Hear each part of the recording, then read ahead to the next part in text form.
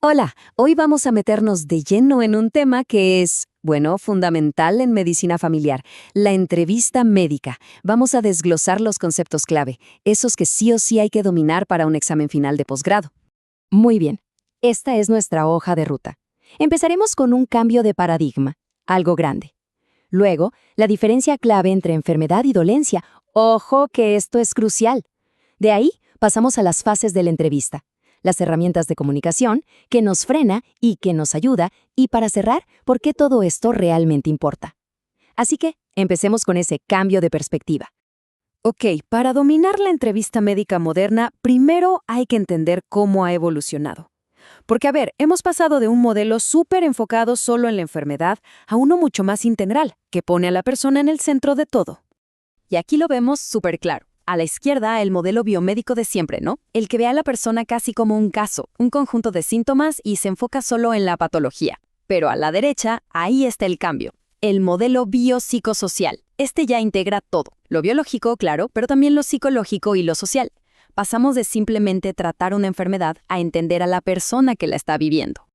Y ahora sí, vamos al corazón de todo este método. La distinción clave del enfoque centrado en el paciente, la diferencia entre enfermedad y dolencia. De verdad, entender esto cambia las reglas del juego.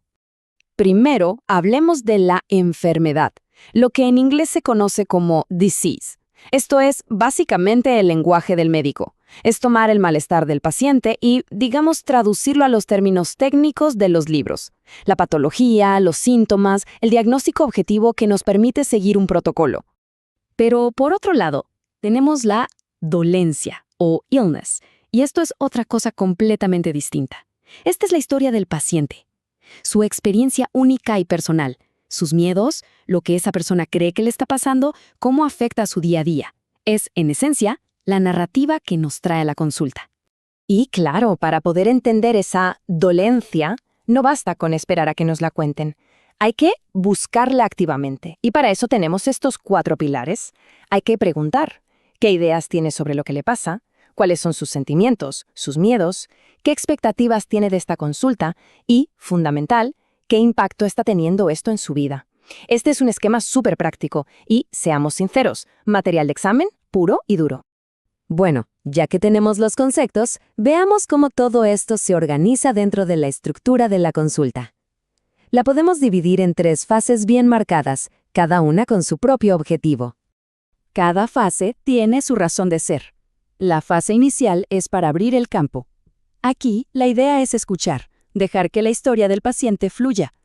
Luego, en la fase media, ya nos ponemos más específicos.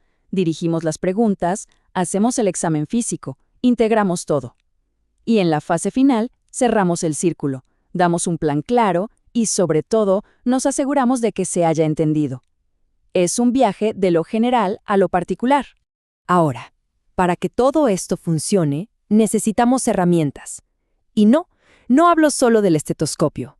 Hablo de habilidades de comunicación, tanto verbales como no verbales, que se pueden aprender y que son la base de la relación terapéutica. Y miren este dato, porque es increíble. Siempre pensamos en qué decir, en las palabras exactas, pero las palabras son solo 1/3 de la comunicación. Solo 1/3. Los otros 2/3 son comunicación no verbal. Nuestra postura, el tono de voz, si miramos o no a los ojos. Ahí es donde se juega el partido de la confianza, y es algo que a veces se nos pasa por alto. Aquí están las herramientas clave de ese kit, el famoso rapport, que no es más que construir confianza mutua. La empatía, que no es tener lástima, sino realmente tratar de entender el mundo del otro. La escucha activa, que es estar 100% presente. Y claro, usar preguntas abiertas y siempre verificar que nos estamos entendiendo. Son los ladrillos con los que se construye la relación. Ok, la teoría suena genial, pero ¿qué pasa en el día a día, con la presión del tiempo? Bueno, es clave saber identificar lo que nos aleja del paciente, las barreras y, por supuesto, saber qué herramientas tenemos para construir puentes en su lugar. Esta tabla es un resumen perfecto para tener a mano. A la izquierda, todo lo que crea distancia. Usar un tono impersonal, llenarnos la boca de jerga técnica, ser autoritarios. Y a la derecha, lo que nos acerca. presentarnos, llamar al paciente por su nombre, informar en vez de solo dar órdenes.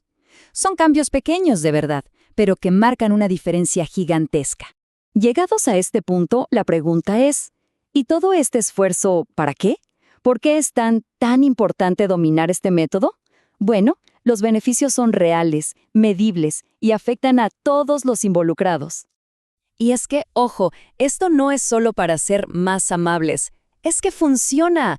Está comprobado que este enfoque aumenta la satisfacción de todos, del paciente y del médico. Reduce las demandas, se piden menos pruebas innecesarias, mejora la adherencia al tratamiento, incluso mejora la salud emocional de los pacientes.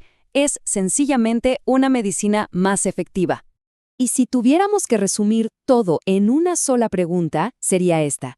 Cada entrevista debería, en el fondo, buscar la respuesta a ¿por qué esta persona vino a consultar hoy? ¿Y por qué ahora? La respuesta al por qué ahora casi siempre nos lleva al núcleo de su preocupación, a lo que de verdad le importa. Y para cerrar, esta cita de Ian McWhinney, uno de los grandes pioneros de este enfoque, lo resume todo de una forma, magistral.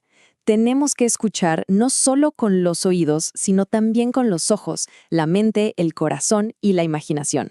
Nos recuerda que al final del día, la entrevista médica es una ciencia, sí, pero también es un arte profundamente humano. Se trata de conectar,